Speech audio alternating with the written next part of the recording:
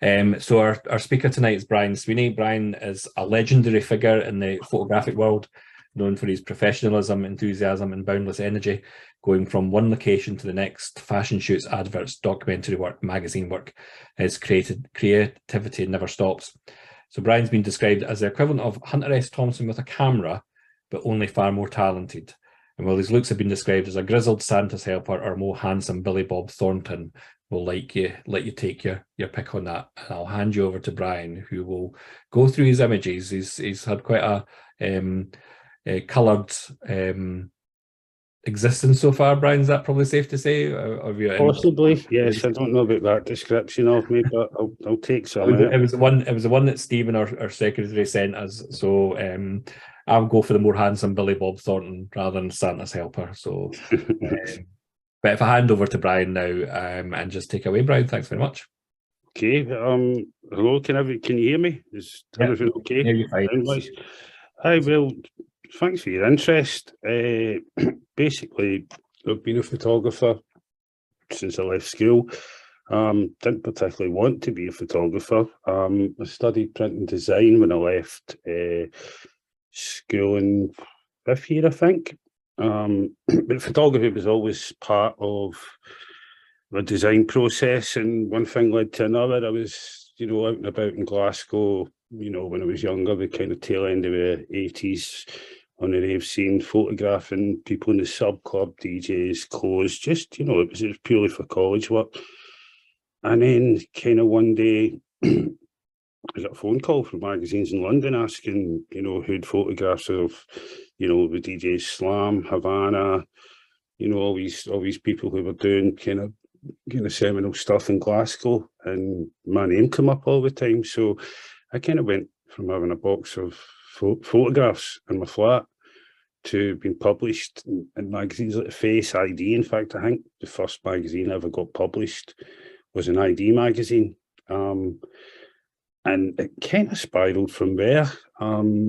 Luckily enough, around about that time, we don't have the same kind of system now as we used to have. The kind of social security would give you a kind of couple of years leeway when you left school, and I think it helped a lot of creativity in Scotland and the UK.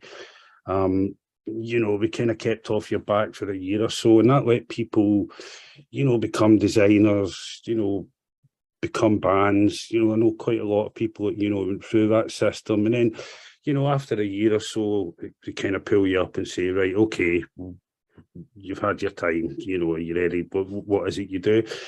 And I went into the brew and he pulled me up, and I think I was quite cheeky to them, he asked me what it was I was doing with my life. And I kind of said I was a magician, and he went, very funny. What is it you doing? I thought, right, I need another 6 months to work out what I actually want to do. So I said a photographer, and I got a job. They told me there and then you start as a YTS photographer in the East End of Glasgow. And it was a wee bit of a shock to the system because I was working 7 days a week and I had to get up very early in the morning. But they sent me to college and I did an HNC, and it kind of developed. I was getting more and more work from the London newspapers, and it kind of got to the point where I was like, I need to take this a wee bit further. And I actually discovered I really loved photography and I had a passion for it. I wasn't very good, I don't think, at that point, but I was obviously good enough to get published, but I didn't think I was very good. And I was lucky enough through connections, for going to the Hacienda, for going to clubs like Back to Basics, through the sub club in Glasgow. I met lots of people across the UK and in London, the Brain Club in London. And a mutual friend of mine had a really good pal, Jamie Fry, who we're best of friends now, who was a big photographer at the time. He was shooting the likes of, he's 17, Pet Shop Boys, all the big, massive names. He worked for TV Hits, all the record companies. And he was looking for an assistant, so he suggested I move to London. And I did this and go and do this course in the documentary school. It was part of St Martin's at the time. It was the London Institute. I think it was the kind of start of the super amalgamation of art schools in London, like St Martin's, the London College of Printing and Fashion College all merged together. So I was stuck with a load of graphic designers and Clerkenwell, which was great because it was right behind the Guardian. And so I studied there, doing a kind of postgraduate qualification in photography. It was right next to the Guardian, you know, not the Scottish Ballet, sorry, the ballet school was right next to us, and I was working for Jamie as an assistant. Now, to be honest, I probably learned more in my time working as an assistant, but the college part of it gave me some kind of validation for myself because I didn't think I was good enough, and I never ever actually believed in myself, which is probably still true to this day. You know, I think it's a very tough thing to get into, photography, and so doing that course was great as well because, you know, I did learn a lot of things about printing, about print colour, about, you know, fine art printing and stuff. There's a guy there, John Rowe, who was a master printer, who was absolutely brilliant. But yeah, and it just kind of escalated from there. I stayed in London, and through one thing from another, there was no plans or anything. I ended up working full time for the Melody Maker. I ended up working full-time for the Melody Maker, Loaded magazine. I'm just always titles in the 90s, lots of record companies and stuff. So it was pretty chaotic. You know, I didn't actually, you know, I don't think I had a home. It was all over the world, you know, from a very early age. But so I think to start, it's, you know, what I was going to show was some stuff which was inspiration to me initially. And I don't know if you're familiar. Well, I mean, who knows? I don't know who's listening. But basically, one of the first exhibitions I ever went to was a guy called John Hind. And I better do this better. Photography studio, John Hind. I'm rubbish at this. Told him break the internet. Hang on. Here we go. Fuck's sake. Brian, what you could do if you wanted is you could do it as a slideshow if you wanted. If you choose that image, you can do view slideshow, I think. That makes it easier for you to just go through them. I'll just pick it up big. But I actually loved John Hind. And the school I went to was a kind of documentary school. And it got me thinking through that whole time how much a lot of documentary photography is actually staged, and I think that's brought more so into consideration nowadays, you know, with like Photoshop opportunities. But I went to this exhibition with a guy, John Hind, who was one of the first people who was like a colourist, a spot colourist as well. He made these super unreal images. Everything was shot in, you know, 10-4 plate cameras and stuff, and everything was meant to be, you know, like it was a snapshot of this is what it's like. But I just love, you know, the attention to detail. It's like really early fashion, you know, it's like super, it's fashion photography to me as well as documentary photography. But I love it. And one of the things I love most about it is the kind of flaws in it. Because if you look really closely at a lot of the images, and I couldn't find any high-res images here. I mean, I bought a couple of prints. I've got them in the house. I love it so much. But I got a book. My pal bought me a book, and I photographed them with my phone to try and kind of show you. But I love this kind of suburban scene of absolute bliss. And then even this one's fantastic. It's like, you know, this would never ever happen nowadays. You know, a swimming pool where you sit and watching people. I mean, it's mental. It's absolutely mental, the whole premise of it. But just there's so many like flaws in it when you look at it. But there's something really beautiful, just even the shadows and stuff like that. And, you know, the guy's face, you know, is that meant to be, you know, the dad or something swimming underwater? You know, it's just mental, absolutely mental. And it kind of makes you question as well, kind of what is documentary photography. And I'll go on to this kind of later on when I show you some other shots, but like, just, you know, it's kind of vague. It's almost promising these kind of mental dreams and there's an element of nostalgia to it as well, because I did go to Butlins when I was younger, you know, and I think that's where they started out. I think they were doing postcards initially in the studio when they sent out photographers around Butlins, and that's kind of when they made their name. But it's just absolutely incredible stuff. And this is, and that was all unconsciously. So that was the first show I'd ever went to. So that's ingrained in my head. But it was this picture here, which is probably the most important picture. And bizarrely enough, the guy I went on to work for, Jamie Fry, was the person who took this photograph. And this is called, it's a photograph called The Scene. And this photograph replicates reality as well, because, you know, it's a band called The World of Twist, and everything about this picture is wrong. It's, you know, they're obviously cool as fuck, but, you know, we live in suburbia and we've seen Quadrifolia or something, and we're trying to be super, super cool, but we've got it wrong on so many levels. You know, we've got the wrong bikes, the wrong clothes, and you can see who's the leader of the gang and who's the shy one, and kind of all that. And actually, World of Twist were from Stockport. They were just from outside of Manchester. And, you know, so and the beauty of this photograph as well is that it was a photograph that Noel Gallagher from Oasis saw, and he loved the photograph so much, he actually asked Jamie Fry to do the first Oasis press sessions. So Jamie went along and did the sessions, and basically Noel Gallagher turned around after it and said he hated the photographs. And I don't know whether Noel had a bad day or something, you know what I mean, had a hangover or whatever, he'd fallen out with Liam or kind of whatever. But he put an embargo on the shots for 20 years with Jamie taken. So I think it was about 5 years ago, Jamie was allowed to release the shots again. And he ended up making a fortune off the back of the shots, because it was like these collection of unseen images of Oasis that nobody had ever seen. So the excitement around it was just incredible, and it's just amazing what can come from one photograph. And, you know, like three of the people in this photograph are dead now as well, and it wasn't taken so long ago. So and this is one of the photographs to me that kind of inspired me into going, right, so you don't have to get everything perfect, you know, you don't have to get the clothes right, you don't have to, but there's something about the composition, and there's something inherently beautiful about the shot, and that's what I kind of tried to apply, I think, to my photography. So I think I'll try and show you some kind of work stuff now that I've done in rubbish at this internet stuff, man. Where are we? No seeing the invoices. So yeah, I'll show you some work stuff first. Let's see.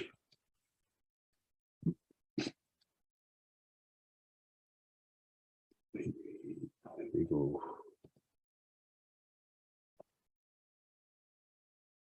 So here's some editorial stuff. I'm lucky enough to still do editorial. I work for a kind of few whiskey magazines, and stupidly enough, during COVID, I started up, with 3 hours, we started up a magazine of our own. And one of the things I do miss about the 90s and the early 2000s was editorial photography, because editorial photography is like kind of, it's like advertising photography of what is like chip shop wrapper, but it grabs people's attention. And now you don't have that kind of thing where, you know, there's a magazine where you're sitting waiting somewhere and you pick it up and you look through it and you see something you really love and it sticks in your brain. Now it's just Instagram. You know, my grandkids do it. We don't look at anything for longer than 10 seconds. So it's editorial. It was so important, really, for photography, I think. And it's nice to find a wee niche. And I found that, you know, I'm lucky I've got a couple of homes where people want to publish my work every month or quarterly or whatever. One of them being a whiskey magazine, which is kind of tends to the lifestyle side of things. But I started up my own magazine, but I'll go into that more later on with some friends. But again, this is, you know, this is very whiskey magazine, and basically it's about whiskey, but it's this lifestyle surrounding whiskey, and I think these were the three, I can't remember their names, they were the three brothers that broke the record for swimming across the, not swimming, rowing across the Atlantic. It was like a Talisker challenge, so Talisker pay for it. And when I'm doing these shoots, these are all art directed, and with an art director and a stylist comes along, and there's product placement and all that, which is all very helpful. But a lot of the direction is kind of, the photographic direction is done for myself, and it's quite weird for me. It's weird for me looking at images on a computer when because I worked in the 90s. And I shot in film, and I was brought up in film. I see them on the page before I see them on the computer. So it's at odds with me on a computer screen. I've just kind of got round to, getting used to, using bridge, stuff like that. I mean, this is Edith Bowman again. You find somewhere in London, and we get a stylist, and there's a lot of pre-planning put into this. Things have got to be passed by her management and stuff, and we've got to decide which dresses are, she likes, sizes, whatnot, and if that chair suits, it's crazy. It's that kind of world's mental. But again, it's nice seeing it on the page.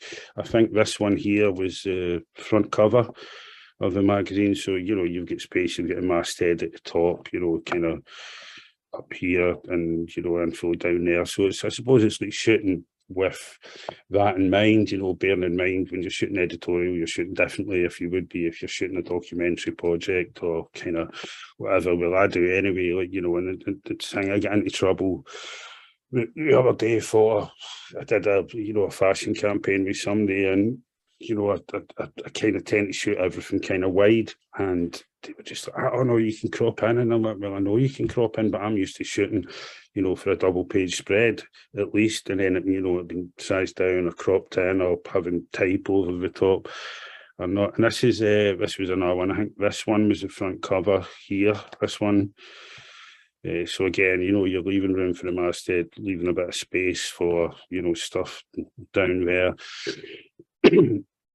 Again, hiring out a place, he was cool. Some people are all right, they don't have management, and you don't have all the, the bells and whistles to jump through. And this is one of the hardest shots in the world to do. I've tried it so many times. I've only got it right with him and Jeremy Della, the artist. And unfortunately, I've never got that shot up here, but it's getting reflections of a city in a window around somebody's head. And that's straight out. That's just straight out the can. It's not. I do very rarely do a lot of retouching. I'll maybe take bits and pieces out here and there, but you can see that there's still the dots there for the back of the bar. I think I shot that in Merchant City somewhere. And this was the front cover. This is a magazine, Whiskey, again, masthead, bit of space. I think it's Jo Caulfield, female comedian, and it was quite nice shooting her. And it's one of those things. It was like when I was at Reykjavik in the 90s, there was a photographer, Tom Sheehan, there, and he was like kind of main photographer. And I was just a young boy then. And he said a very important thing to me when you were photographing somebody, like if you're photographing somebody in a band, he said to me, Sweeney, young lad, if you don't get them in the first 5 minutes, you've lost them. And that's something I've kind of lived to from this day. It's if you're photographing somebody, you've got to tell them what they want straight away, or something we like straight away, so that we're engaged. I mean, in this case, Jo was used to people telling her to do something funny, and when I told her, no, we're kind of going to do a fashion shoot, we'd done a wee bit of research, and we saw what kind of music she was into and stuff, and we picked some nice clothes, and, I had her for the day. It was brilliant. We got some lovely shots. Always the shots that are chosen aren't the best, but these are ones that I kind of quite like. And she loved the day. It was normally she's having to pull up, kind of, I don't know, wear a red nose or do something stupid. This is an interesting one again, because this is a front cover. I was shooting this was Christ, I should know this, rugby guy, captain of the Scottish rugby team. But it's one of the cases where time's against you. We were told we had 25 minutes with this guy, so I've got to shoot 12 pages and a front cover in 25 minutes, and we done it.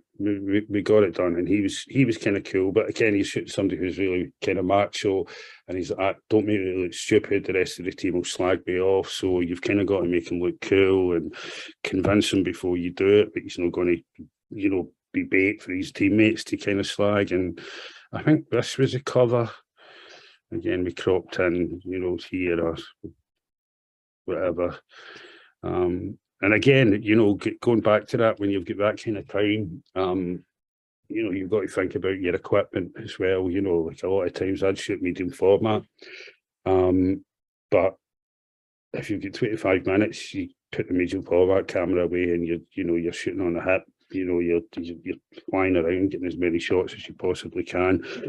And, you know, I'm not putting up any lights here. That's, you know, that's one light and a bounce. You've got to, sometimes you've got to really think your feet. This was a bizarre one.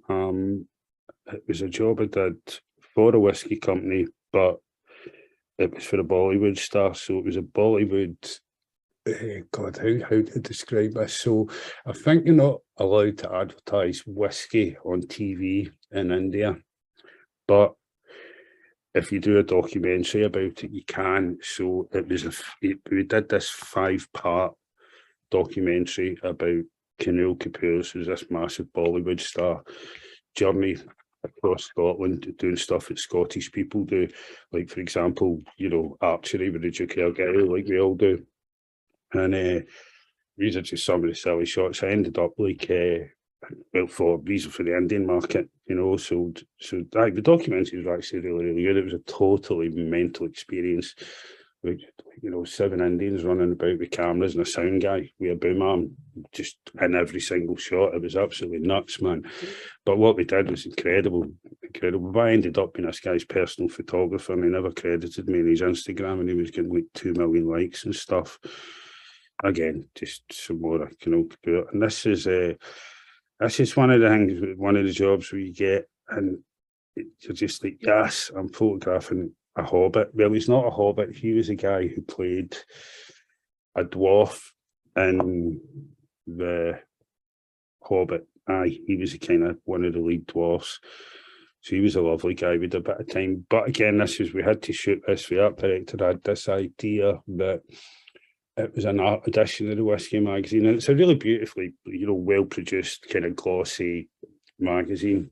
Basically, it's here to sell whiskey, but, you know, the lifestyle element just to get people reeled in. And we shot it in a National Portrait Gallery, so we had to be in there for 6 in the morning. No, 5:30, and we had to be out by 7:30, which is no bother if you're an actor. You're used to those kind of timings, but so we get in, and just the lighting was mental. We had to get like tested, you know, the lighting kit tested. Ended up I had to use wee lights like these, just a whole bank of the like wee aperture lights. These wee things that you had to make banks of them because you're not allowed to use flash or like certain temperature because of the paintings and all that. And actually, with the benefit of hindsight, we could have probably shot it in a pub somewhere, you know, using the depth of field, because there's one of the photographs with Van Gogh's flowers in the background, and, you know, we could have used an IKEA print for that. But, you know, I suppose it's half about, it's, you know, it's making, you know, the talent feel as though he's getting somewhere special. Again, this was another cover. This was, I think, I can't remember, Miss Whiskey or something, but I was based in Breakfast at Tiffany's. What's his name? Nick Nairn, chef. That wasn't the cover, but Rachel Sermani. This was a whiskey magazine, getting a wee bit off piste for them, I thought, who's a kind of alternative kind of folk singer who's really very good. So every now and then, you know, that magazine kind of has its wee perks. These are just like the old Rocks magazine, fashion pictures, some more stuff. This is a guy who was on Strictly Dancing. He's an interesting character. He was and this was quite interesting as well, because this was the first time I'd ever been in. It was it was a whiskey place on Princes Street. I can't remember which whiskey company it was, but it was a big visitor centre opened in Princes Street. in Edinburgh, and it's a big flagship tourist kind of thing. And we were one of the first people to get in his shoot, and it was. Hang on, there's somebody at the door. Hang on a second, Eve.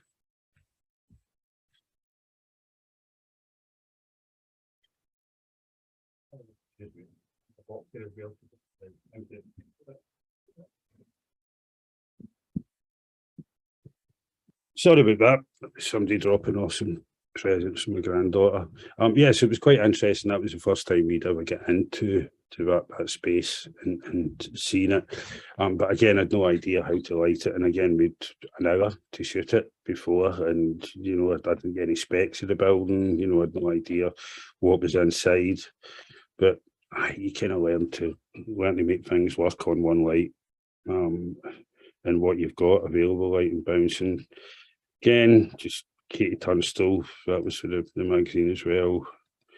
That's just a still from the video. So next, some kind of fashion music stuff. It was just a campaign I did for Adidas. But it was like a fashion story for the first Terex boots. And that was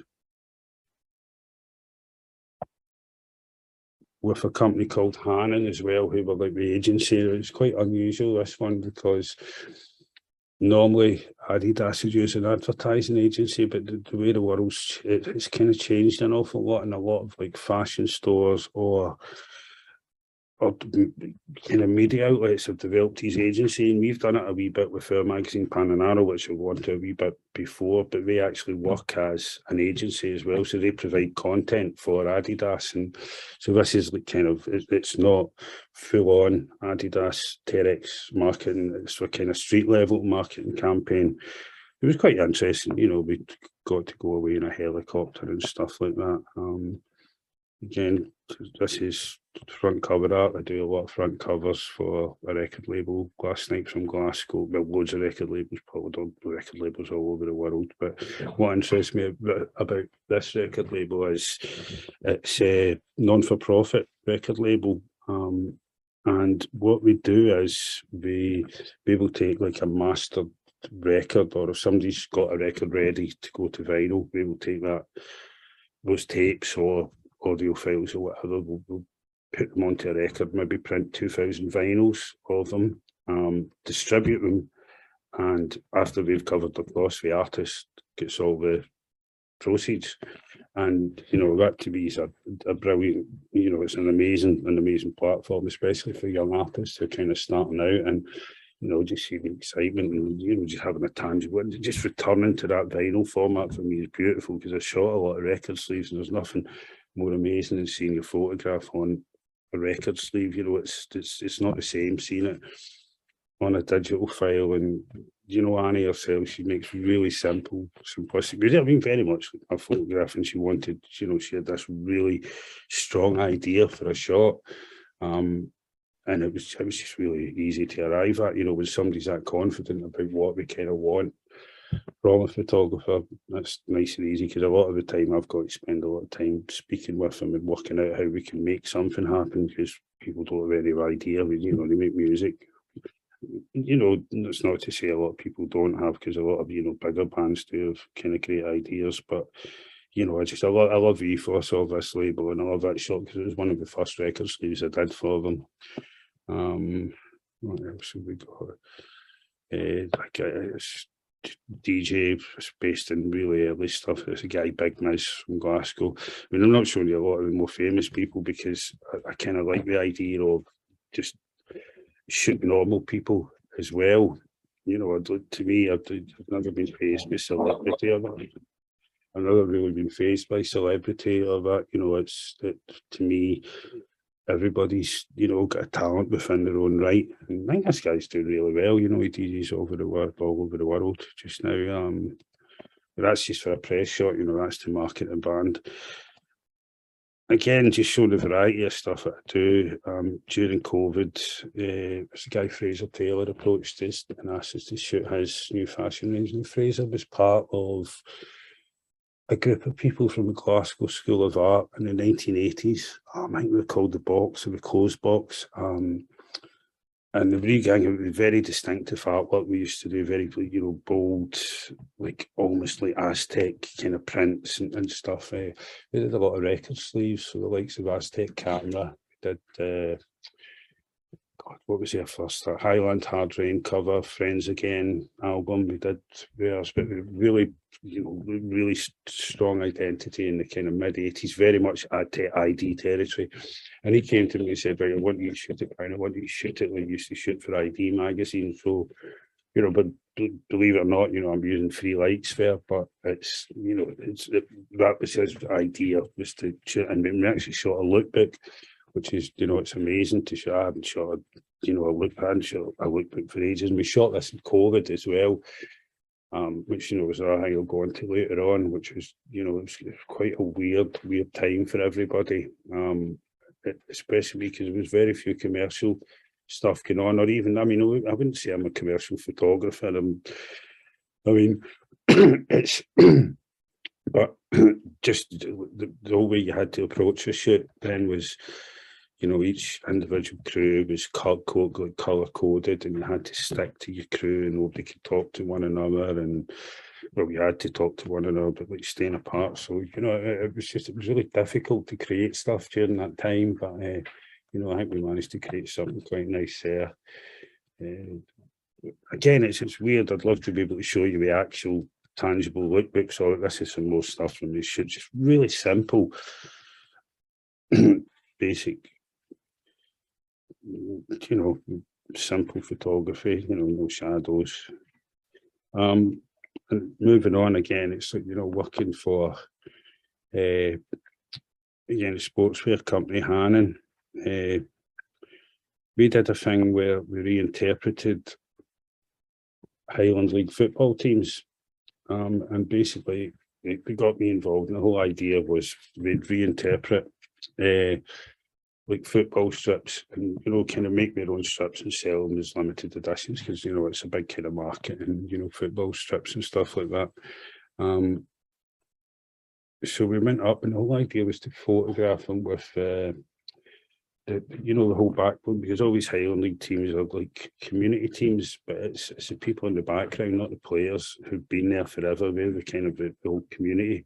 We're the pillars, the backbone of the community. We've been there, we wash the strips, we make the tea, to make sure the stadium's tidy, and kind of all that. So we wanted to celebrate them.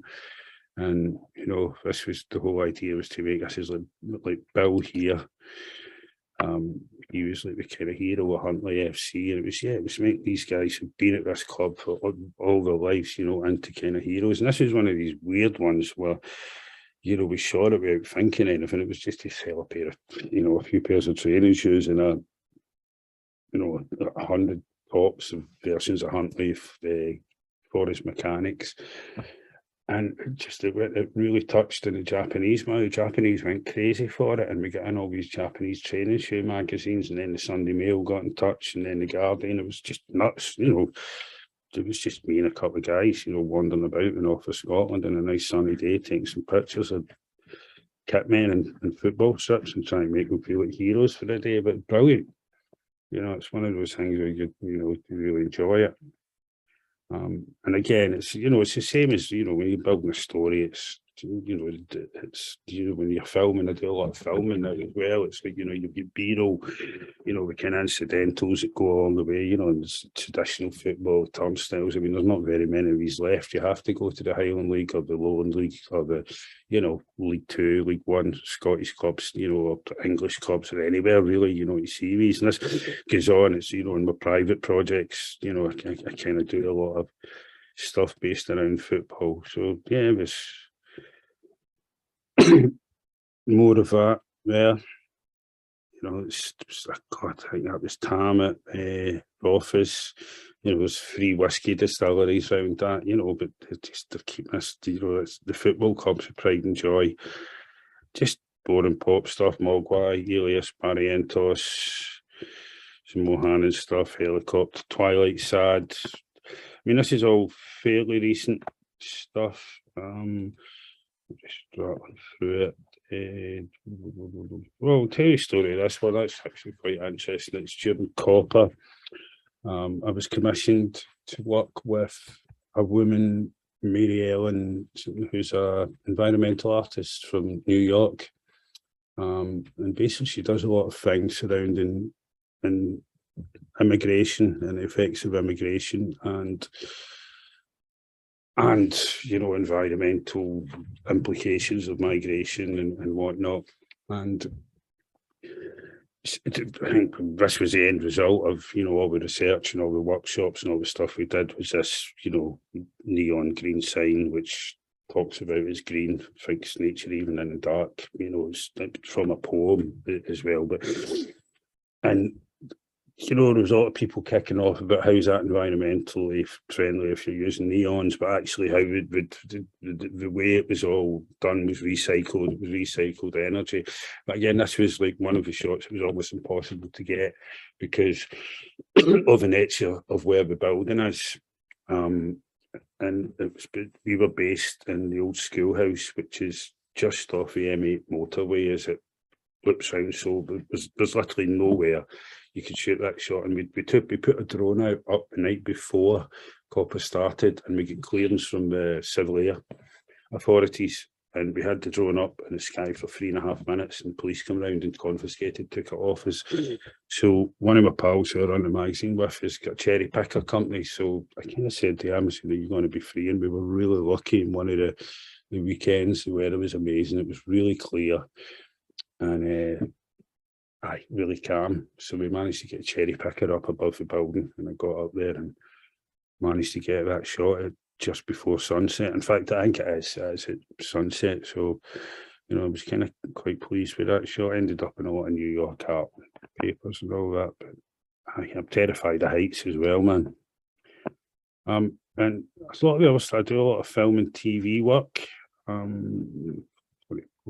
Later. I mean, this is all fairly recent TV stuff. Again, terrified of heights, but put a camera in front of me and I'll do it. You know, it's you know, otherwise you don't get paid. But this is a guy, Ant Middleton, who's like some SES dude. So I kind of reckoned, because like that was a sheer like 700 foot. And I lived in Iceland for 5 years. So luckily, when there's jobs in Iceland with film and TV, I tend to get sent across because I know a lot of people on the ground there. So, you know, I can get things kind of sorted out there. This was up in the glacier in Vatnajökull towards the end of summer. It's like I say, it's 700 foot sheer drop down there, and I was terrified. And this SAS dude, Ant, was like that, you're not taking a shot unless you get out of the truck. And I was totally shaking. I was like, hey, fuck it. You know, if I'm actually going to be on top of a mountain with a 700 foot drop, I might as well be an Ant, fucking SAS dude. You know, I can't ask for anybody else to be there. But he was absolutely sound, you know, and apparently he's really difficult to work with. So again, I was playing with him a wee bit, but you know, I got some nice shots. And it's just a couple of him there posing, being a kind of RAS statue man. It was about some show where they had to, there was some famous crash or whatever or something, and we had to build stuff out of the wreckage of, if it was a bus in the jungle, and that was a plane in the mountain, and they had to build, these engineers come up and they had to spend a week building a machine that got them off. Never watched it. I don't really watch TV, but these are just kind of portraits. It was sort of Scottish Book Club thing. Again, this was just the process of doing this was, you know, TV and film is an absolute nightmare.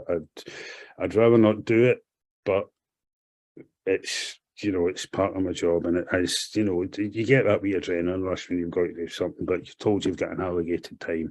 Do you fuck? You don't have an allocated time. It runs on and runs on. I ended up, I had to shoot these portraits in front of a studio audience of about 500 people.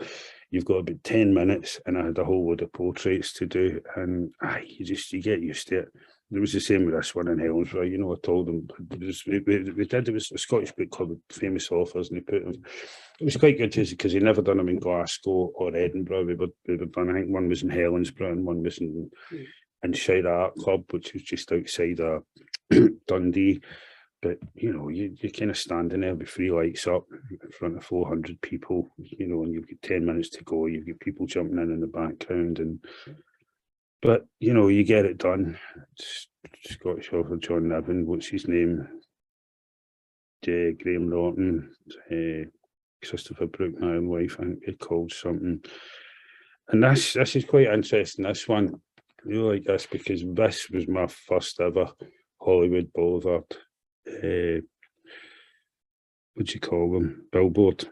I remember I shot this film for Amber. This was Sigma Films. They called me out one day and said, we need to do a shot. So we sat about for an hour or so, got up, did this shot, had 5 minutes, did this shot, didn't think anything of it. We're going to make it into a film poster or whatever. You know, it was a kind of sub-horror thing. I can't remember who was in it. But we sold it to Amazon, and all of a sudden, these guys from LA phoning me up saying, can you send me the raw file of this photograph? And then my pal, who's an editor in LA, going to set your photograph up in Hollywood Boulevard. And it was, me, man, it was like, aye. I didn't make a lot of money out of that, as much as I thought it would be, but still, had a photograph up in Hollywood Boulevard, so that's pretty cool. Just, I kind of like boring TV shows about, I don't know, I think this was, I can't even remember what this was about. It was about, yes, it was about training people to be secret agents in the Second World War. And they shot it somewhere up in Aviemore, and they got all these people in. And it was weird because I was in for the first 2 days shooting all the contestants, and obviously we don't tell them that much. We tell them the premise of the shows, and some of them start acting in character, and it's actually not about that. You know, it's like a game show, really. It's nuts how people change, and I can't say anything. It's, you know, there's a wee grade in that, obviously, to give it its kind of Second World War feel. This was quite interesting. Again, this is a movie poster for a film I shot in Paris with French-Belgian production crew about lost love. But, you know, you get sent to some nice locations, but that was cold. That was the middle of winter. And, you know, if anybody's ever shot on location, anybody's ever been to Lewis or Harris in the winter, like, you know, there's a lot of things you've got to take into account here. The wind's probably about 50 mile an hour. You know, you've got sand blowing everywhere, you know, not to mention spray. So keep your camera dry, clear the dirt and all that. You know, the photographs might look nice, but it's bloody cold, man. And again, this is another short film about, I think it was based in a club in Glasgow. It had a two-way mirror. It was, God, what was the name of it? Really good female director. I think she won awards for this film, but you know, it was quite hard hitting. And yeah, I did all this stuff for, but this was another I was going to get on to. It was during COVID, we did, I think it was Jodie Comer, Stephen Graham film Help, and it actually was shot in a care home during COVID. I mean, obviously it was dressed up and stuff like that, but it was like, I think in a way, the way it all worked, with the intensity of the film, I don't know if anybody's seen it, and, you know, I found it really difficult to watch back because it is quite hard hitting, and it was really hard shooting it as well, because again, I was separated from everybody. I mean, it was like right at the height of COVID, that, and everybody was taking it so seriously. You know, I remember living in a travel lodge in Bootle, and, you know, having to get dinner, like couriers coming, you know, it was just weird, and it was misty, it was cold, it was the middle of winter, and then going on set, and just, you know, it was absolutely mental. It just felt like it was a mad pandemic going on, but it felt exacerbated by the fact that we were working on this set. It was trying to tell a story, and I think the director deliberately made it as tense as that in order to get the best out of the crew and the actors, and it kind of worked. I think Jodie was amazing in it. I should have put more pictures of that in, but and then I do really trivial stuff as well, like Super Shoppers, which is, you know, it's just as equal. People like Super Shoppers, people like shopping, so that's cool too. Just some kind of short films. She's a wee girl who's she's under 16, she's a champion stock car racer, mental, again for Channel 4, the GB curling team. A lot of these, you know, I haven't retouched them. Still Game, I don't know if you recognise that. This is funny, this one, because I think the two of them had thought we'd coined it in. These are golden cans. I think I did with Tenants where they awarded folk in Scotland a golden can of Tenants, people like Martin Compston and all that, like, you know, who made cultural inroads for Scottish, you know, for Scottish culture. So they gave Jack and Victor, you know, if anybody's not familiar with them, still gave two old guys a kick off, you know, their trouble. And so they'd Tenants done a deal with them, and Tenants used to do these cans of lager back in the 70s where with the Tenants logo on one side and these ladies on the other side, like kind of, they were called lager lovelies. So we had this idea that we'd do Jack and Victor on the can. So we photographed Jack and Victor, you know, kind of camping it up and all that. So we did this like kind of set of two cans of Tenants with 2 pints because, you know, it's part to do with the gag in the comedy show. And we were going to sell them as a gift pack, but apparently due to BBC contract or whatever, like I think the two of them thought, Hempel and Hangme thought we were going to make a fortune out of it, but we weren't allowed to advertise alcohol. So all these cans and that had been made, and I noticed, like, you know, would all get pulled, and I noticed on eBay some of them were going for 200 quid and stuff. And unfortunately, I only got one set of it, so I'm going to keep a hold of that. But it was just one of those things that kind of nobody thought it through before we actually did it. This photograph was never actually used for anything at all. And then these are just stills from, you know, like silent movie, or not silent movies, what I'm talking about, like, you know, like short films that I do, you know, this kind of plenty of that.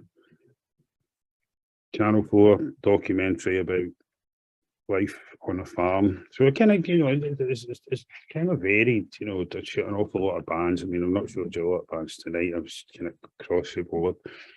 I mean, yeah, I would get put on the drama or factual or light entertainment, you know, it just depends. It's, you know, it goes through these spells. And I kind of prefer documentary. But it all has its merits, and at the end of the day, you've got to respond and come up with a good image to sell the show. So, you know, these are all textbook stuff, and I think we use that as to be advert before it goes to, I don't know, adverts for Telly Tea probably, you know, the usual stuff. Am I going on too much here? No, you're absolutely fine, Brian. If there's anything else you want to show us?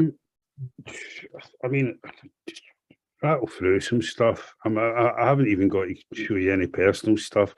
This is, you know, just bizarre, like kind of like jobs that gets the National Fish and Chip Awards. And with this idea is we go around and would photograph the best young friars in the UK, you know, doing the things they love best. And that was quite nice, you know, it was a campaign, and, you know, and it's all about, you know, it's more about the actual them than it is about the photograph, really. It's about giving them a day and getting the lights out and, you know, going, right, you're a hero, you know, you make fish and chips, man. Fish and chips are brilliant. I actually did the top 10 fish fries, and I travelled around the UK doing it, and I did actually have 10 fish suppers in a row, and every single one of them were banging. You know, boy loves his football, daughter in Whitby, boy in Aberdeen, you know, it's just, you know, loads of portraits, like, you know, cellos. So, you know, I do from weird Faroese music to, you know, classical, you know, musicians. And this was quite interesting. I did it with another artist. It was for a watch company, and it was all about how this Canary or something, some watch company, but basically we put a lot of money into helping kids who've overcome, be it a disability or some kind of, you know, it could be severe autism or whatever, and we use sailing to help them to do it. And I work with this other artist who creates moving pallets in the background. She's Anna something.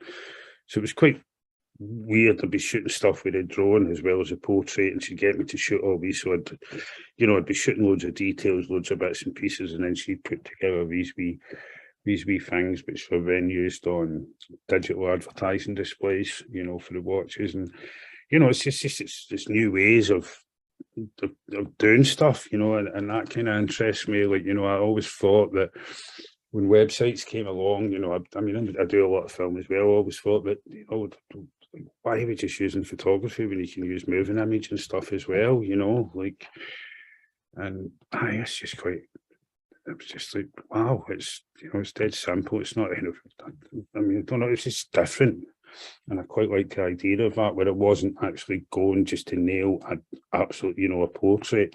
Again, just this was the Hang for the Guardian and Faroese music. That's Bobby the barman, guy from Faroes. Who's,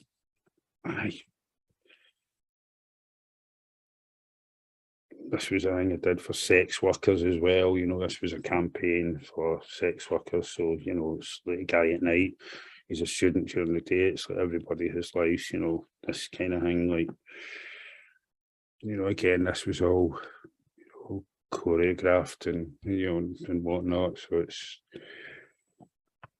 so I mean, it's super duper varied. I mean, what else was, I mean, I'll quickly show you, because I realise I'm going on and on for ages. This was a weird shot I did for Dazed and Confused back in the day, and the funny story about this is basically we wanted a photograph of the festival, and I mean, I've photographed so many festivals in my life. I didn't want it to be a band, and the festival basically is Papa Moogie and Moogieson. They put it on in the Arctic Circle. It's often basically people are invited up. Nobody gets paid any money. Everybody gets there, you know, kind of for free. Now, Moogie's best pal was a guy, Ragnar Kjartansson, who's, you know, a really famous artist, but he's on a chord now, but he was a musician at the time I lived in Iceland. We were very good friends, and he did a painting commission of him and his father, naked, cuddling. And as soon as you went into his father's house, he does beautiful big oil painting of him and his son naked, and he did it. So we had this idea, but we'd kind of do it. Now, Moogie's papa is the harbour master in Ísafjörður, and he was like that. I don't want my penis in that. You can use a picture of me and my son naked as long as you Photoshop out my kingdom come. So we kind of had to take out his penis there, and it got published. I mean, it would have been published anyway. But where are we? So quickly, this is a project I did, and this is, you know, I've not touched in probably not enough time to talk about stuff, and it's weird not being able to see people and interact with them, but like at some point in 1998, you know, I'd be working non-stop all over the world shooting bands, and my lifestyle was mental, and met somebody in Iceland, moved to Iceland, and I'd been in Iceland in 1996, and I saw this football stadium, and I said to Ina Ron at Sugar Cube Stadium, it was a wee wooden football stadium, just and I was, is that a wee junior football ground? It looks amazing. I'd love to photograph it, because it was mist coming off the ground and it was twilight and stuff, and it just looked incredible. He said, no, that's the most famous football team in all of Iceland, called Valur. And he said, you would love the Icelandic football stadiums, were great. That stadium used to be taken all across Iceland when there was European games on a truck. And I was like, wow. So as fate would have it, you know, I decided there and then I wanted to photograph all these Icelandic football stadiums, and as fate would have it, I moved there, you know, in 1998. And what was quite nice was getting away. I mean, I'm not showing you about kind of 90s stuff and my earlier stuff. This is kind of more representative of what I do now. You've seen is it's a wee bit more laid back, but then it was mental, you know, everything was just freaking going all over the freaking shop. And it was so nice to get to Iceland, and I wasn't working every single day. And what I did is I went away and I just took a medium format camera and just took time, and, you know, just really enjoyed the silence. And I did a series of stadiums all across Iceland, which developed into, you know, stuff in the Highlands and Ireland. You know, I'm just fascinated with stadium architecture. You know, that's the one down in Calaferradine, which is incredible, you know, brutalist. And this image as well goes back to the John Hines stuff. You know, it's unconsciously that John Hines stuff came to the fore when I was in Iceland. So I saw these twilights, and all of a sudden I was shooting shots that, you know, like, you know, 2 minutes and stuff like that on slide film at 3 a.m, and, you know, just these kind of weird, you know, it's almost like, it's Dusseldorf School of Photographers. I mean, I learned that a long time ago, but, you know, that subjectiveness, you know, just having that kind of image there and seeing beauty in it. I mean, that one, I suppose, is quite similar to the John Hines, you know, the kind of neon signs of Vegas, and that, you know, was an absolute beauty. That's like 4 a.m. you know, just something in Nuremberg Rally. It's again beautiful, you know, architecture. So I kind of lost myself. And what's been funny now is a lot of people have photographed football stadiums during COVID, and I'd never exhibited all this work. I mean, I exhibited in 2002 in London, and the Photographers Gallery took me on after that. But this shot made the front cover of Creative Review, and I'd never exhibited in Glasgow. I'd exhibited in Reykjavik and Copenhagen and all that. I suppose it was Icelandic football stadiums, and I'd been in London, and I'd never done it in Glasgow. And then when I finally get around to doing it in Sogo, we'd agreed it all, and then COVID came, and nobody was going to football matches, and I was like, oh fuck man, the last thing anybody's going to want to see is pictures of empty football stadiums. I mean, this was shot in 1998, and it's a project that's been ongoing since then, really. Well, since 1996, since the first time I saw the pitch. So it's just, and it's all about community, the backbone of community, and, you know, built a sense of belonging, you know. And it was weird in Iceland, these football clubs were, it was almost like the new church, because long before, you know, back then, Icelandic football teams weren't just football teams, they were women's football teams, they were women's handball teams, you know, women would, well, in the sagas, you know, in Icelandic culture, women are the stronger sex, you know, it's, you know, it's great. And it just seemed like these football clubs were, you know, the backbone of the community there. So that's kind of what it's all about. It's why, you know, I've supported Albion Rovers kind of all my life. But just quickly, before, I was wanting to show, that was something I did during COVID, but that's now here and there. But where are we? So I'll just go quickly through this. So every now and then you get a wee job where it's not quite a job, and it's not quite the dream. It's when somebody hands you a project and it's just like, freaking wow, this is amazing, I'm actually going to get paid for this. And one of those things where I got a phone call, I was going to shoot a Teenage Fan Club video up in Edwin Collins studio up in way up north, where is it? I can't remember the name of the place, up next to Brora. And I got a phone call saying, would you be interested in documenting the canal, Glasgow branch, for a year? They wanted to do it before the regeneration started, and I was just like, can you believe somebody was asking me this? I was like, I walk my dog here every day, and he said, oh, like, can you come in and see us? And I was that confident I get it. I never even took in a portfolio. I just walked in and told them I was doing it, and then I was. But it's one of those things where, you know, I love doing it, and it was just how to approach it. You know, it's so. I didn't want to do a kind of scattered approach, and at first I didn't take any photographs for 6 weeks. I just walked up there constantly and got people to know me, had a camera around my neck. You know, these are just a selection, the cross section. You know, some days I'd go out to shoot kids, some days, you know, kids up to stuff, some days I'd do landscapes, some days I'd do people in their bogs, then I'd do nightscapes, you know, then I'd do landscapes. But, you know, it's just taking into account all these things, because, you know, there's a lot of people who drink up there, and, you know, I mean, there's so many stories, so I started taking audio stories as well.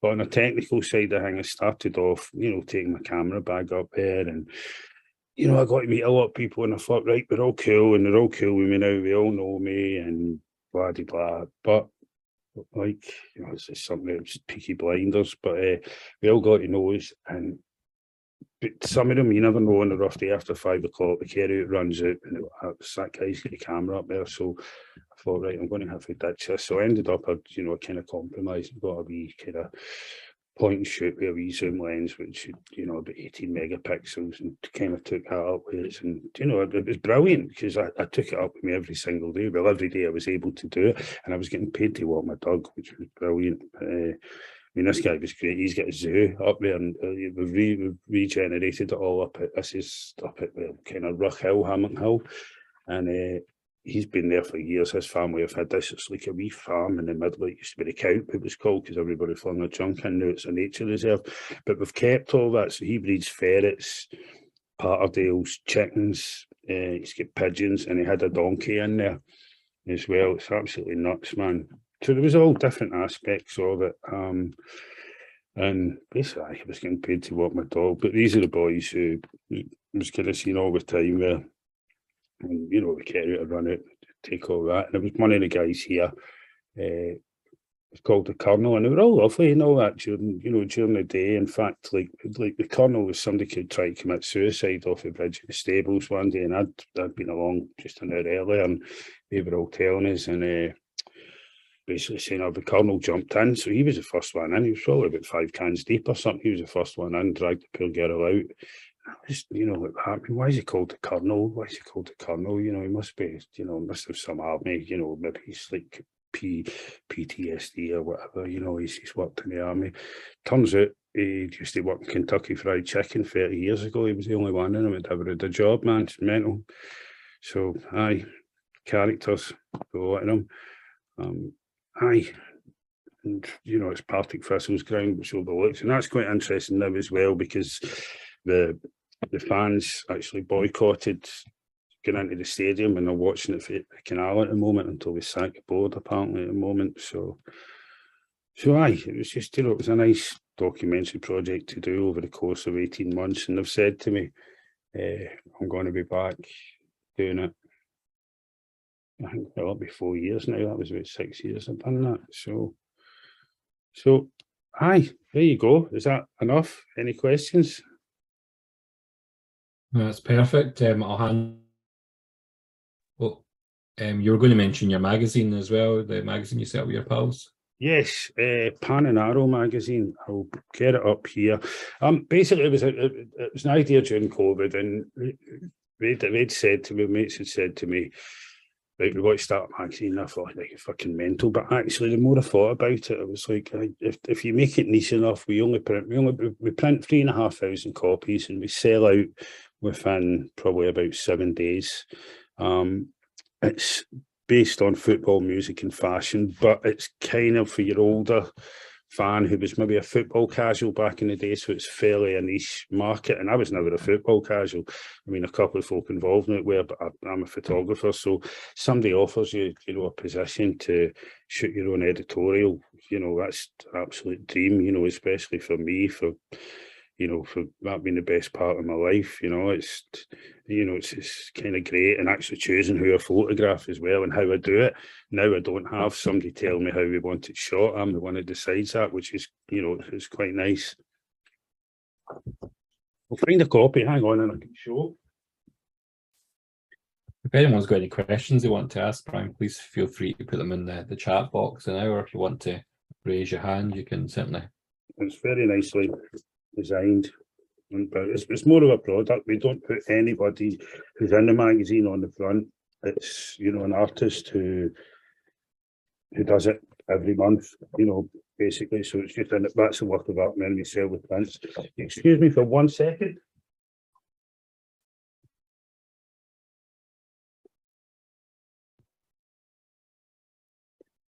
I know myself what it's like up at those canals at Maryhill. I've been up there a few times with my work. So was there a murder there at one point or two? Was it? There was actually. For those of you that don't know, I work for the police and crime scene investigation. So there was one actually just underneath one of the first pictures of the basins there. That part of the canal also goes over the River Kelvin, which runs through Glasgow, and unfortunately there was a murder just underneath the bridge there. So yeah. No, the other ones, the other copies are up the stairs. So, but we're in issue 4 just now. We're up the stairs, and we're just talking about your the canals there, Brian, because I'm saying that I work for the police and crime scene investigation, so I know those canals quite well. Right. Okay. I've maybe got because we did an awful lot of underwater testing and scenarios up there. The underwater unit are out quite a lot. So I was just saying about the fact that where the basins are at Maryhill. Yes. I was saying about the canal crossed over the River Kelvin as well, and unfortunately there was a serious incident under on the River Kelvin just underneath the canal as well. That'll be going back about 6-7 years ago, mind you. I think now probably even longer than that. I remember it because I was working round about then, because one of the things I was warned about is we took me aside and said, look, there's people who you get to know here who might die, So don't get too acquainted with a lot of them. Actually, I photographed the other day. I posted it on Instagram, but I got hacked, so I had to start up a new account. But I photographed this guy. He's got mental skin condition, but he's really eloquent, knows everything, the history of the canal and everything. And I photographed him about 7 years ago, and I haven't seen him for 7 years. When I bumped into him 3 weeks ago, and it was just like I just wanted to give him a cuddle, you know, because I thought he was dead. Because I still walk up there quite a lot with my dog, but they warned us as well about a lot of, we sometimes see about 4 or 5 suicides there every year in the canal, especially the basins. That seems to be quite popular. So it's just a reality of being a photographer. I suppose it's like it's not all people having a nice time, there's a lot of dark stuff going on as well. Yeah. You can certainly stop your screen sharing if you wish, Brian, just now, and you can do that, and see if anyone wants to ask any questions, please feel free to just open your chat box or come pipe in with a question just if you want to raise your hand. What surprises me, we spoke about this in the phone earlier, is it for a commercial or professional photographer, they normally do their job and then they put the camera away. You never really stop carrying your camera, do you? I mean, even up and down the canal, you've got a wee compact one there. So, I mean, why do you love it so much? What is it? I don't know. I really don't know. It's a difficult question, but yeah, I always take my camera. I mean, there's sometimes I turn off, but very rarely. It's always, even when we go on holiday, I'm always wondering which camera to take. And then when drones come out, I was like, oh, wow, man, I can get a drone up, see another angle. I mean, I don't know. I suppose I think one of the reasons is because I'd always loved like kind of something. I was trying to square up a print on the wall there, and it's tipped it off the wall. I love that whole Bob Hardy. I love record sleeves. I think, to be honest, it was record sleeves that made me fall in love with photography. And it's kind of, I guess, even though I say it was unscripted, it's probably how I ended up doing a lot of music and doing an awful lot of record sleeves. But I just love that idea, and especially in the canal, and especially, you never know what's around the corner. And I love the idea of just getting that unscripted. Because what I do is, what we was trying to say with it, with the John Hines stuff, is it's so scripted, it's like so choreographed, it's unbelievable. Whereas, and it's meant to look like a documentary photograph, you're meant to believe it's a documentary photograph, but I kind of love the spontaneity of that, and that was something you get, if you've got a camera. And I noticed if you've got this just a wee kind of point shoot, it's as if, like, I stopped using DSLRs, like, I don't think I've had one for about 2 years, and I ditched them as soon as Fuji brought out X100. I just get rid, and I just get rid, like, it was just that whole separation between you and subject, or what you're photographing, or the area, or even the landscape. It's just a big thing in front of your face. It's, I like looking down on it, hanging. Even in the last 4 or 5 years, I've started using a screen rather than a viewfinder, which is really weird, because I was always rangefinder, one eye out, one eye. So, it's that whole idea that you never know. You could, I always hated it when I've seen something like, I remember I was walking the dog, and the Glasgow School of Art had burnt down for the second time. And I was up the canal, and I was walking. I was like, oh, fuck, I didn't pack my camera. And I'm fucking went into my pocket to look for my cigs, and I was, oh fuck, I've put my camera in there, I've just forgot to take it out. And I got this shot of like the whole of Glasgow with this massive plume of smoke, and I was like, I'm so glad I kind of had my camera with me. Where, there's all manner of scenes, even stuff at the football, and I love crowds and stuff, even though you've got to be careful now how it's published and stuff like that, and permissions, but we're certainly if you photograph at a football match, football matches are being photographed, so technically you can still use the image, so I suppose it's knowing the legalities of it all as well. But a lot of stuff I shoot will never see light of day. I mean, I don't even post that up that much on Instagram, but I don't know. Because just the football stuff, I mean, I'll be a Rovers fan, so is that even football? Is No, that not really. is that how you get used to empty stadiums? Because That's probably it. Aye. No, it's not really football. I mean, again, it's a community. There's a lot of older people there, and I went there when I was a young kid, and I was able to run about the stadium, and folk knew me, and there's just that feeling of community. It's still at that club, you know. We still do the hand Christmas hampers for folk. You know, I don't get to go as often as I used to. I buy a season ticket every single year, but you know, there was a sense of belonging there for people, which I think is really, really important, especially in, you know, post-industrial communities like places like Coatbridge, where, you know, a lot of the men and, you know, they're broken because, you know, the jobs and everything have gone away. You know, everything's gone, and all they've got is this football club. It's parked the bus for like fucking 25 years, but it's not so much the football. It's more the climbing up those steps and seeing pals. And you know, it's when, you know, somebody died. It was the oldest fan, you know.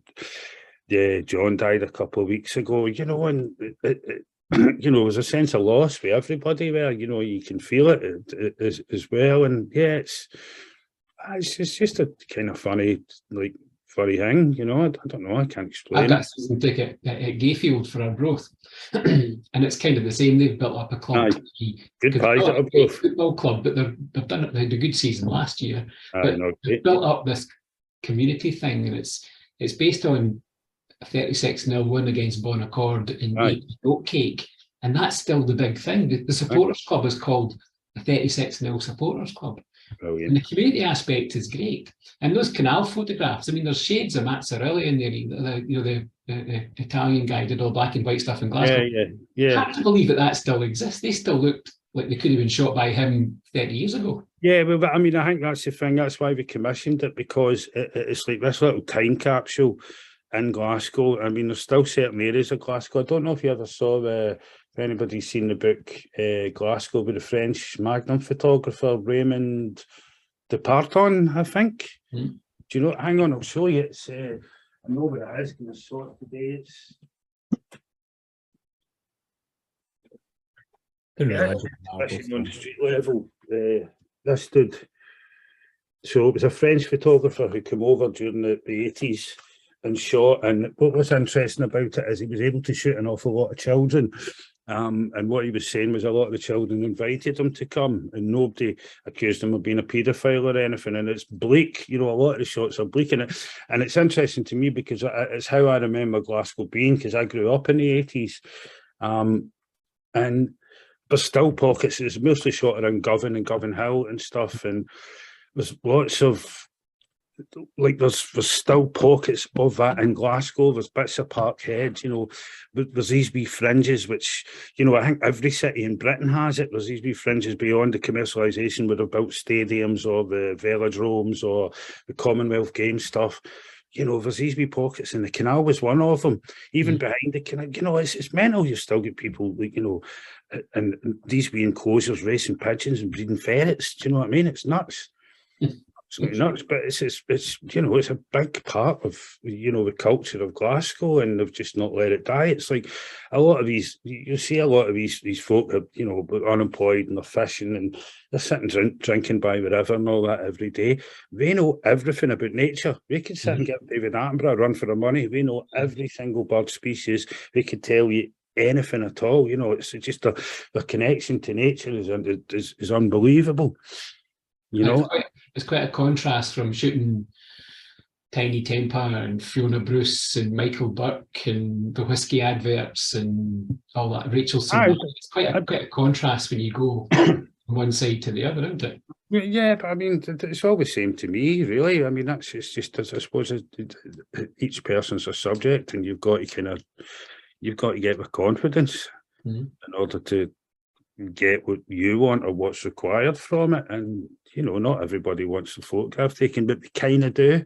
The conclusion I've come to, they say they don't, but they kind of do, because they believe somewhere somebody's going to get a good photograph of them.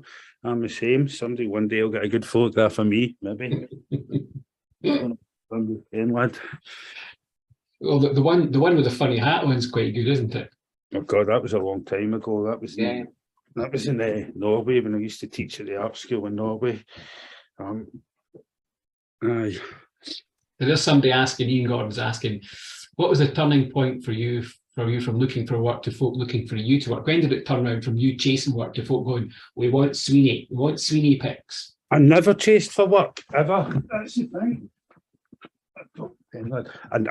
I never kind of chased for work. It was, I mean, I'm not trying to sound arrogant, because I never wanted to work that much. It was, I was kind of happy getting to shoot, a portrait of, I don't know, Eminem or Timberland or whatever. I was quite happy doing that. I had no ambition. Remember the NME came to ask me to work for the NME when I was working at the Melody Maker, and I was like, why would I want to go to the NME? I've got a job at Melody Maker. And they were like, oh, but it's cooler. And I'm like, I don't care. We pay the same amount of money. It's the same publisher. And I would have went from shooting Eminem to shooting somebody in a tiny venue for the NME because Anton Corbin wanted to shoot such and such. So, because there was no ambition, there wasn't an absolute turning point. But there was a point, I don't know if you know the photographer Simon Murphy. He's a good pal of mine who's doing this. He's been doing this project in Govan Hill portraits for years. It's amazing. He's just been doing it for years and years and years. It's great, and it's developed from just being like old, like kind of Avedon-esque street portraits of folk to like fashion portraits, because people come out looking for them now. It's growing and growing and growing and growing. But he told me a real good story. He's a lecturer now at college where he was a postman before he became a photographer, and he was like, right, he was told he should be a photographer, and he was like, I want to be a photographer. So he went away and he saved all his money up. He said, right, I'm going to go to Paris and I'm going to photograph in Paris for a week. I'm going to put together this amazing portfolio and I'm going to get into the building and printing college, and that's what I'm going to do. So he said he saved up all his money, bought a big RP 6.7, off he went to Paris.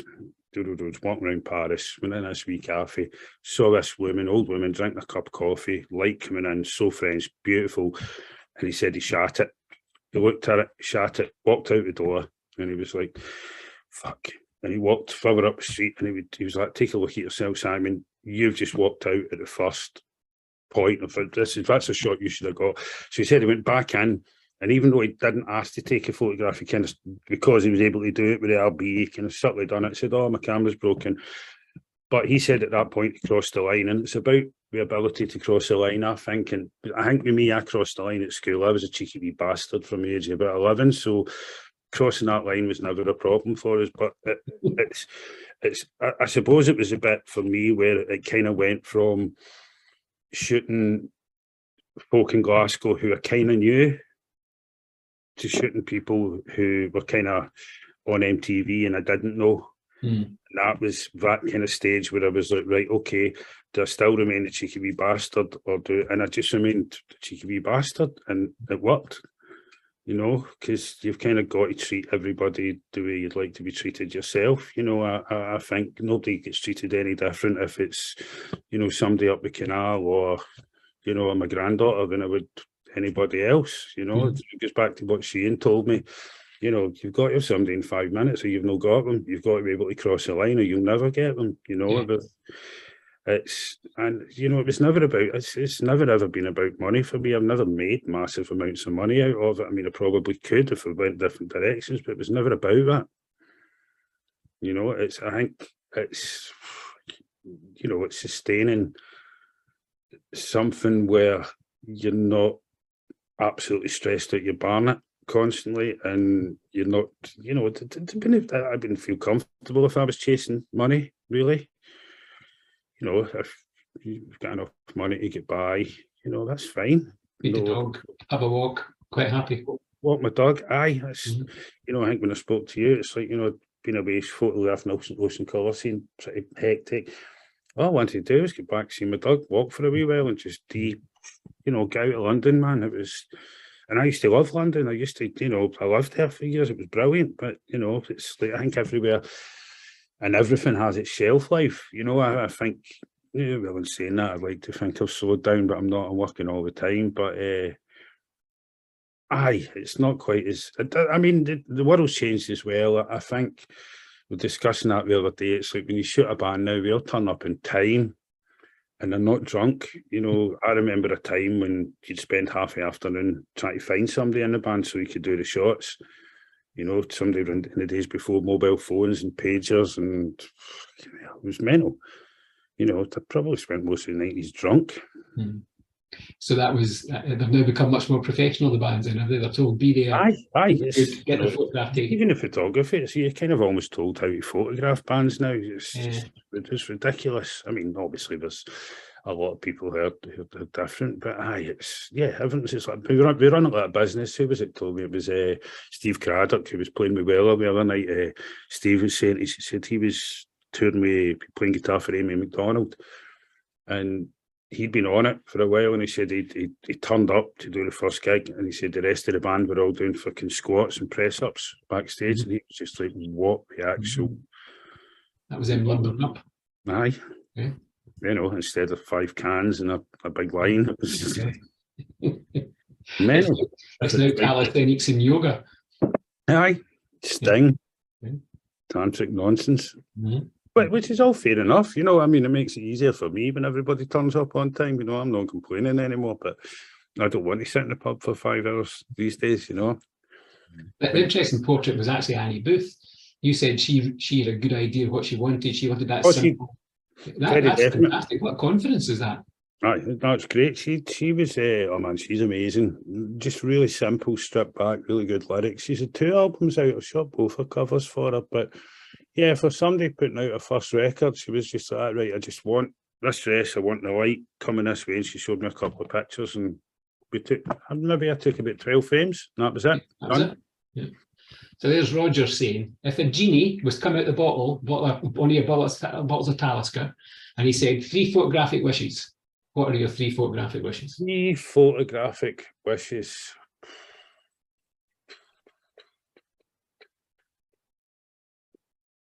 In what sense? Like, and who I said, or is it an interpretation of how I see photography and what my wishes would be? Does Roger want to unmute himself and ask the question himself? Yeah, Roger. Yeah. Hello, Roger. No. Hi, yeah. Hi, Brian. Hi, Roger. The wishes can be anything, but they should really be based on photography. Just based on photography, wishes.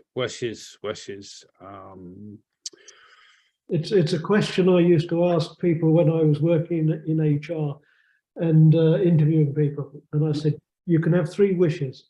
You're not allowed to say win the lottery. You're not allowed to say good health, free life. Right. And it stumped a lot of people. Yeah. I mean stumped us all as well. I see, in the sense of like, I was thinking in terms of, would I change anything I've done? No, I don't think so. I don't think I could have, because I think my heart ruled a lot of what I did rather than my head. Would I change any camera equipment I've used? Probably that'd be one. I think I made a few mistakes, or I didn't. I think when I was younger, although in saying that I'd be contradicting myself, because the cameras I used to work for the Melody Maker, you wouldn't fucking believe. You wouldn't believe like how cumbersome, how useless and low light we were.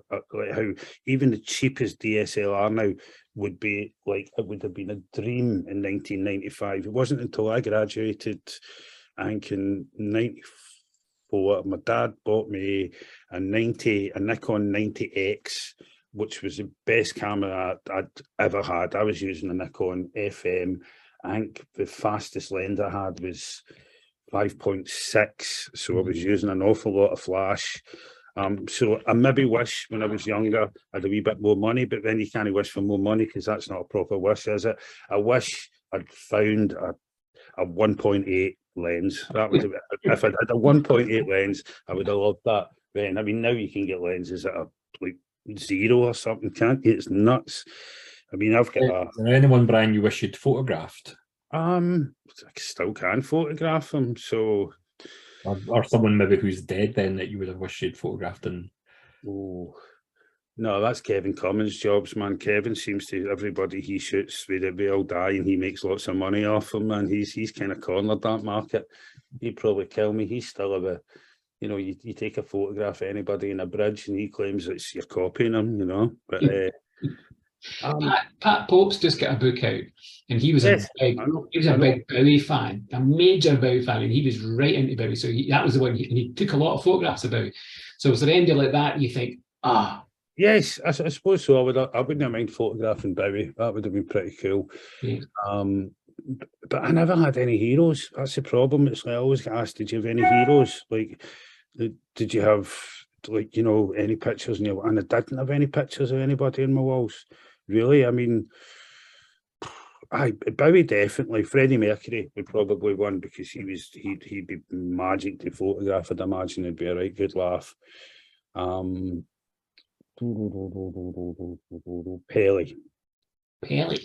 Pelé, yes, I would have loved to have photographed Pelé. Right, there you go, Pelé. And who's football I admire just now? Mbappe's a wee bit too cocky for me, somebody quite honest. It'd be nice. I mean, because my pal Hamish Brown, he worked me, he assisted Steve Gulick for a wee while when we were out in Maker, and then he went out on his own. So brilliant photographer, Hamish, and then he ended up working with Figo, and he does a lot of stuff with the, you know, the kind of Galacticos now, which is, you know, amazing job. You know, he's, you know, I think the last World Cup he was posting pictures of himself on the pitch with Messi and all that. But I don't know if I could be bothered with the surroundings of football. So I don't see. I tend not to wish for anything because be careful what you wish for, really. Mm-hmm. So you're contented. You're contented in your old age. Is that what you're saying? Yeah, I mean, I'm never contented, but I wouldn't say I'd wished for anything. I like the idea of not knowing what's coming. You like the chaos? Yeah. I can prepare for chaos better, but I can prepare for stuff that I know what's going to be happening, because it never does happen in photography. You're told it's going to happen, and it doesn't. You're told you get 15. You're told you get an hour. You get 5 minutes. You know, you're told you'll have the budget to get this lights. No, you won't. It all works out. Aye. You make it, you learn how to make it work. Does that answer your question, Roger, then? Yeah, Does he get the job? It's already, I think one of the best answers I ever had off a guy when I was interviewing was, he thought for a moment, he said, I lost my dog about 6 months ago, and I'd like him back just for one more walk. And that was me in tears, and that was him getting the job. Yeah, he's nailed that one with that, and he definitely. Yeah. But I mean, you get some interesting responses to that. Yeah, you'd miss wee Albion, wouldn't you? Oh, definitely. He was annoying me earlier on. I had to boot him out. I had to take him out. He was underneath the table with his stuff. Yeah, I've got a flat coat retriever asleep on my feet now. So yeah. Well, thanks, Brian. Thanks. Cheers. Thank you. I don't think there's any other questions, Steve. So I think it's just time to thank Brian for coming along and giving us this talk. Has been really interesting. There's been quite a few of the comments were about the fact he really liked your relaxed and unscripted way that you delivered this presentation. So there's a lot of thanks coming through from everyone. So thank you for coming along and speaking to us here at the RPS Scotland. Really appreciate it.